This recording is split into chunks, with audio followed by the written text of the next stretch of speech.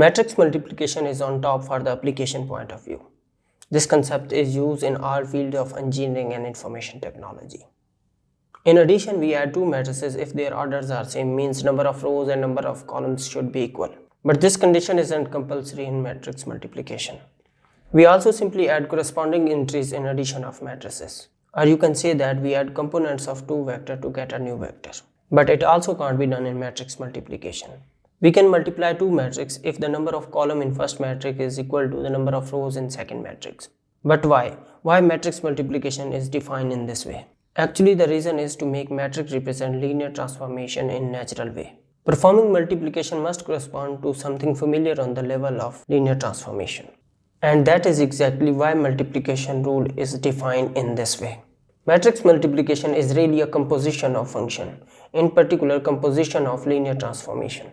You can consider the rows and columns of a matrix as a vector. So we will use the concept of dot product of vectors in matrix multiplication. Another thing to notice that is the dimension of the resulting matrix.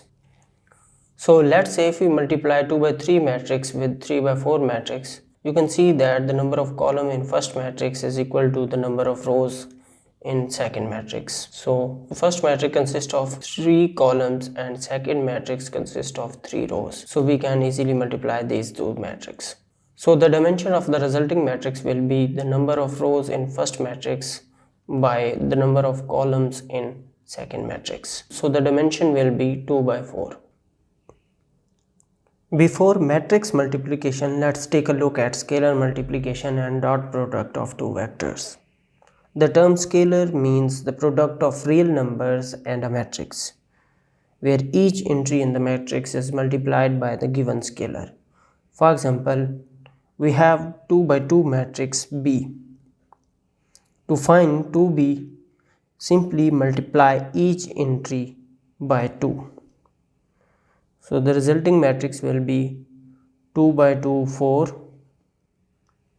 2 by 0, 0, 2 by 3, 6 and 2 by 1 is 2. This is the matrix 2B. Here we multiply a scalar with matrix, so the result is matrix. Now let's take a look for dot product of two vectors. We are familiar with ordered pairs like 2, 5. So the ordered triple will be like 3, 1, 8. And n tuple is the generalization of this. For example, to find the dot product of two ordered pairs, we multiply the first quadrants and the second quadrants and add the result. Like ordered pair 2, 5 dot product ordered pair 3, 1. So it's going to be 2 dot 3 plus 5 dot 1 and the result is 11. Notice that the dot product of two ordered pair is always a single real number.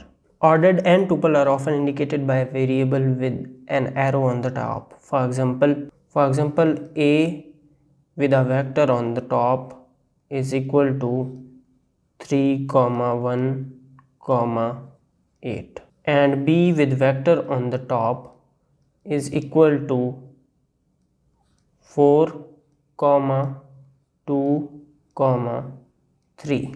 So these ordered triple can also be considered as three-dimensional vectors. So the dot product of vector A and B is going to be like that.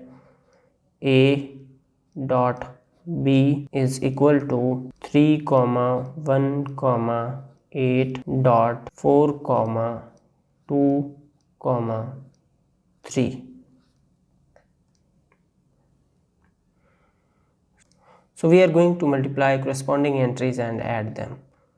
3 dot 4 is 12 plus 1 dot 2 is 2 plus 8 dot 3 is 24. So the final answer is 38, which is single real number. So we have seen that the dot product of two vectors is a single real number. So when multiplying matrices, it is useful to think of each matrix rows and columns as n tuples or n-dimensional vectors. So we get that each entry in the product matrix is the dot product of row in the first matrix and a column in the second matrix.